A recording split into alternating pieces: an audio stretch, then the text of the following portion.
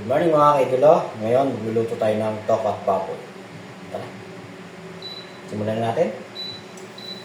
Lagyan natin sa 800 mo. Isa natin ito. Mag-ilaw pa ba tayo mga kaidolo? Pag mag-ilaw tayo, pangit no? Masyadong sa ano. Huwag na, patayin na natin. Ayos na yan. Tokwa at baboy mga kaidolo ang lulutuin natin. Unahin natin yung bawang. Wala na, hindi na ako gumamit ng mantika mga kaidolo kasi itong pan na to ano naman sa mantika yan. Unahin natin yung bawang. Unahin lang natin ang golden brown.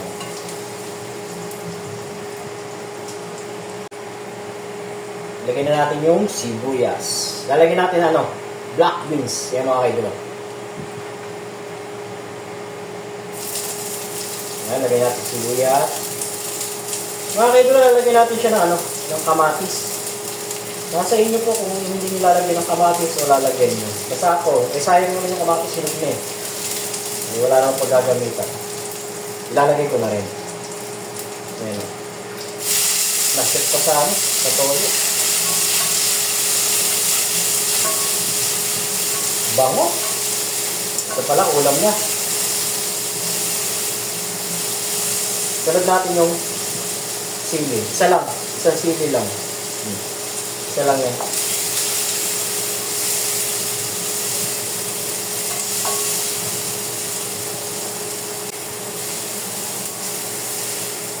Okay, dalawa. Sunod natin yung baboy.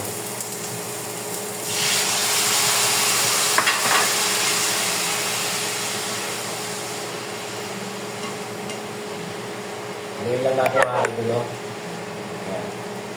Lagyan na natin itong dahon ng laurel. Dahon.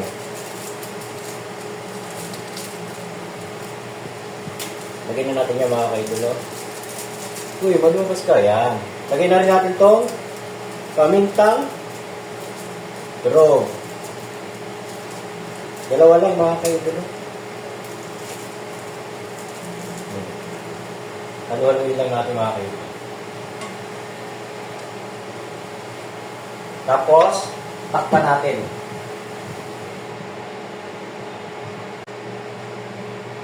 Mga kaidolo. Nilagyan ko na siya kanina ng konting tubig. Nalobat kasi. Kaya hindi ko na naipakita. Lagyan na natin itong konting toyo. Lagyan na natin. Tapos, lagyan na natin itong beans para maluto. Pero mas kailangan mong luto ito matigas siya.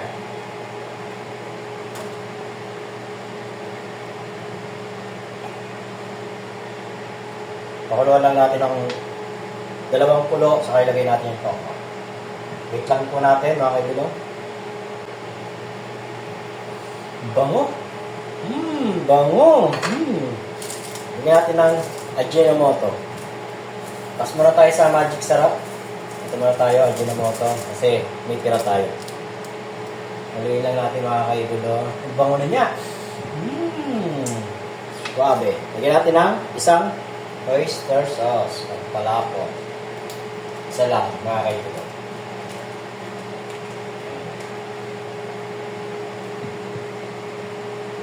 Saluin natin. Tapos ilagay na natin yung tokwa. Ilagay na natin yung tokwa. Ito po ang tokwa at baboy with beans, black beans. Takpan natin mga kaidolo. Yan natin. Bango talaga mga kaidolo. Ito medyo malapot na pero natin na sabaw lang. Palaputin natin. Tapos ilagay na natin yung itong suka natin. Konti lang. Yung manyaman na suka. Ialog natin. Shake natin kasi yung flavor niya. Ayan o. Konti lang mga kaidolo.